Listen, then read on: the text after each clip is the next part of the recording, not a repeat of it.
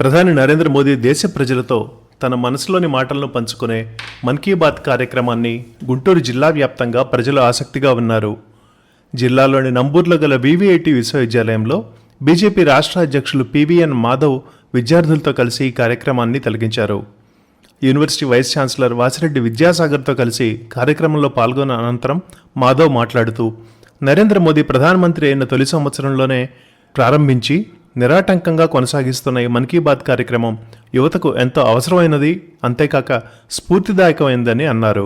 ప్రపంచవ్యాప్తంగా యుద్ధ వాతావరణం నెలకొన్నప్పటికీ మన దేశ విదేశాంగ విధానం కారణంగా భారతీయులు ఎటువంటి అసౌకర్యానికి లోను కావట్లేదని, యుద్ధంలో చిక్కుకున్నటువంటి ఉక్రెయిన్ నుండి ఆపరేషన్ గంగా ద్వారా మన దేశ పౌరులను ఏ విధమైన ఇబ్బంది లేకుండా తిరిగి తీసుకురావటమే ఇందుకు నిదర్శనమని మాధవ్ అన్నారు.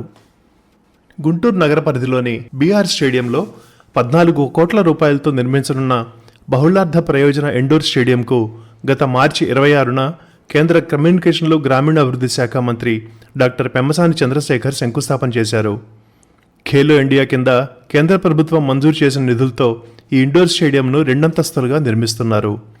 80,000 చదరపు అడుగుల విస్తీర్ణంలో 9 బ్యాడ్మింటన్ కోర్టులు, స్క్వాష్, టెన్నిస్ కోర్టులు ఈ స్టేడియంలో ఏర్పాటు కానున్నాయి. శంకుస్థాపన చేసిన అనంతరం మంత్రి మాట్లాడుతూ, 1.5 కాలంలో అభివృద్ధి చేయనున్న ఈ స్టేడియం క్రీడాకారుల ఉజ్వల భవిష్యత్తుకు దోహదం చేయనుందని అన్నారు. గుంటూరు మండలం వెంగళాయపాలెంలో టిడ్కో గృహాలకు మార్చి నెలలో లబ్ధిదారుల గృహప్రవేశాలు చేసుకున్నారు. జిల్లా వ్యాప్తంగా సుమారు 7,472 మంది ఈ గృహప్రవేశాలు చేసుకోగా, అడవి తక్కెళ్లపాడులో 4,192 గృహాలు, వెంగళాయపాలెంలో మొదటి దశలో 1,888, రెండవ దశలో 1,392 నిర్మించారు. వెంగళాయపాలెంలో జరిగిన కార్యక్రమంలో స్థానిక శాసనసభ్యులు డాక్టర్ బూర్ల రామాంజనేయులు మాట్లాడుతూ, పేదల భవిష్యత్తు కూడా భవంతుల్లో ఉండాలన్నదే ముఖ్యమంత్రి ఆలోచన అని అన్నారు. మార్కెట్లో 14 లక్షల ఖరీదు ఉండే ఈ టిడ్కో గృహాలలో ఒకే రోజు 2,60,000 మంది లబ్ధిదారులు గృహప్రవేశం చేసుకున్నారని ఆయన తెలిపారు. గుంటూరు జిల్లా కలెక్టర్ తమీం అన్సారియా స్థానంలో రాష్ట్ర ప్రభుత్వం సీఎం సాయికాంత్ వర్మను నియమించింది. ఈ ఏప్రిల్ 1న 2015 బ్యాచ్ ఐఏఎస్ అధికారి అయిన సాయికాంత్ వర్మ బాధ్యతలు స్వీకరించారు.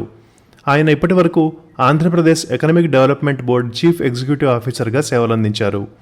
బాధ్యతలు స్వీకరించిన అనంతరం ఆయన మాట్లాడుతూ, ప్రభుత్వం అమలు చేస్తున్న సంక్షేమ అభివృద్ధి కార్యక్రమాలు క్షేత్రస్థాయి వరకు అమలు చేసేందుకు కృషి చేస్తానని తెలిపారు.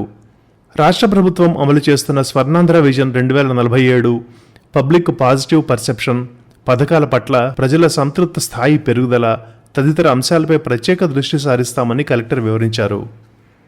గడిచిన ఏప్రిల్ 4వ తేదీన గుంటూరు జిల్లాలో పర్యాటక అభివృద్ధిపై రాష్ట్ర పర్యాటక శాఖ మంత్రి కందుల దుర్గేష్ సమీక్షా సమావేశం నిర్వహించారు. స్థానిక కలెక్టర్ కార్యాలయంలో నిర్వహించిన ఈ సమావేశంలో బడ్జెట్ అవుట్రీచ్పై విస్తృతంగా చర్చించారు. జిల్లాలో పర్యాటక ప్రాజెక్టుల ఏర్పాటుకు సమగ్రమైన నివేదికలను అందజేయాలని అధికారులకు మంత్రి సూచించారు. ఆయా ప్రాజెక్టుల సాధ్యాసాధ్యాలపై వీలునంత త్వరగా నిర్ణయాలు తీసుకుని జిల్లాలో పర్యాటకాన్ని అభివృద్ధి చేసేందుకు ప్రయత్నిస్తానని మంత్రి హామీ ఇచ్చారు. గుంటూరు జిల్లాలోని నాగార్జున విశ్వవిద్యాలయంలో ఎంఎస్ఎంయు పార్కుల్లో అవకాశాలపై ఒకరోజు అవగాహన కార్యక్రమాన్ని నిర్వహించారు. ఈ కార్యక్రమంలో రాష్ట్ర చేనేత జౌళి శాఖ మంత్రి ఎస్ సవిత పాల్గొని మాట్లాడుతూ, యువత పారిశ్రామికవేత్తలుగా ఎదిగి మరింత మందికి ఉపాధి అవకాశాలు కల్పించాలని సూచించారు. మధ్య చిన్న తరహా పరిశ్రమల ఏర్పాటుకు అగ్రకులాల్లో వెనుకబడిన వర్గాలకు అవగాహన పెంచాలని, తద్వారా సమాజాభివృద్ధి సాధించవచ్చని మంత్రి అన్నారు. గుంటూరు జిల్లా సమాచార లేఖ సమర్పించిన వారు ముదిగొండ రవిశంకర్, ఆకాశవాణి ప్రతినిధి, గుంటూరు జిల్లా.